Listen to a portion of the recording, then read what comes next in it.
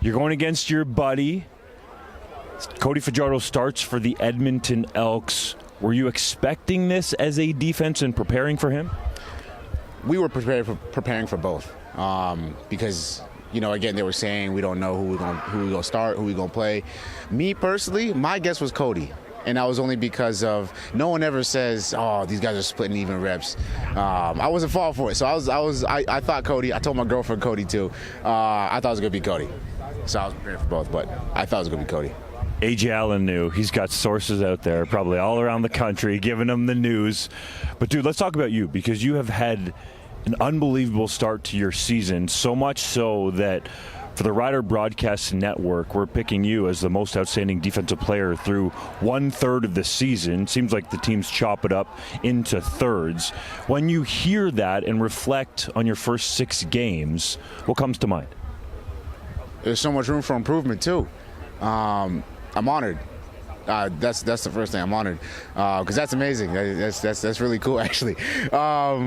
But I'm my own hardest critic, so I always think of the things that I could have done even better to make some of these plays even more spectacular. I dropped the pick 6, so I still think about that. I'm thinking about, man, I got to make it up, and this is what I got to do. This is my opportunity to do it, and things like that. So it's awesome, and it's also I have so much more room to really improve. So it's it's something I'm really proud of. That's actually really cool. But it's also I got a high ceiling that I'm working towards for sure. I'm trying to be great.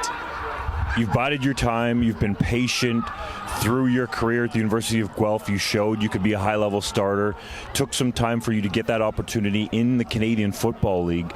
But how have you done so well with it? What's the kind of preparation that goes into it? Man, a lot of film work. Again, I have great teammates and great coordinators that really help me understand what's going on and what teams are trying to do. And we have great game plans week by week. Thanks Coach Mays, thanks Coach Trav, things like that. So that's always important with preparation, so that you're not, when you go out there, you play free, you play with conviction that we're talking about. And another thing is just keeping your body right. There's you're not going to be able to get any accolades, any stats, anything like that if you're always on the bench. So that's another blessing that I've been trying to work on as well. Last year I played 18 games. The year before that I played 18 games. I'm going for 18 this knock on wood. I'm going for 18 this year as well.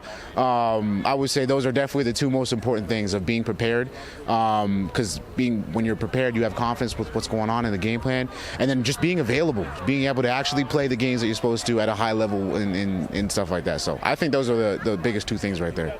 What's your secret to playing 18 regular season games consistently? Shout out to my boy Alex Jaffs, my trainer in the offseason.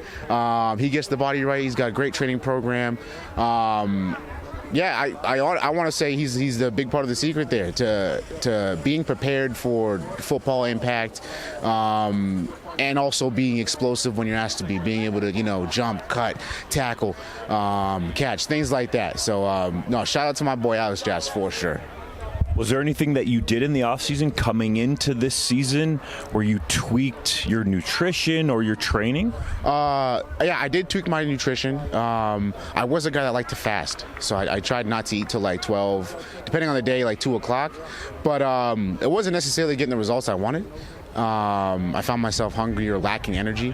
So I don't know, it was crazy. It's like my metabolism stopped because in my second year, I was able to do that and feel great. But as I've gotten older, it stopped working. Another thing I started doing, skipping rope. And that helped me a lot, for sure, with my metabolism, my neural system, being able to jump, being able to be springy, having my feet ready. Those are the 2 biggest things. I started skipping a lot more, and I feel like I got pretty good at it.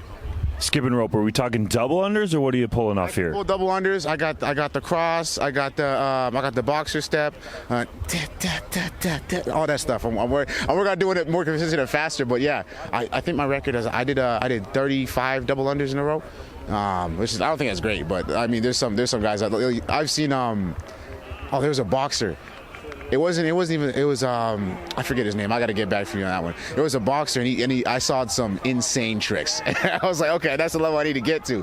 But yeah, we're talking double unders, all the cool stuff. I'm working on it. You want to touch a football a lot, apparently? get your skipping down, because you've gotten your hands on footballs. I know you talked about the drop pick 6, but you have some interceptions in your career, and you've been tipping footballs as well. What goes into that in terms of your pass drop? Just understanding route concepts. Again, my corners do a great job in preparing me for what's going on. I also watch a ton of film, being able to understand what's going on. Like the drop pick, I did know what was going on. I just dropped the ball, and then it came to that concept later on. He just ran the route a little bit deeper, so it turned from a pick to a tip to a teammate for a pick. But yeah, it comes from just understanding what's going on around you, the route concepts, and where your help is. That helps me get in position and know, okay, I have someone outside of me. I don't have to jump that. I can stay here. Or I don't have someone inside of me. I gotta go back with this post route and tip it to row for an interception. Things like that. Just understand where your help is and things like that. What's it going to be like for you being on the field, going against your former teammate in Cody Fajardo? Are you going to get after him verbally? Are you going to let him hear about it? Or are you more of a silent killer? I'm more of a silent killer for sure. I love having fun. I love playing football, so I'm always having fun. And that's going to be my biggest thing about it. Always just having fun and being like that. I've never been that type of guy to get at people unless they get at me. Then things have to be done.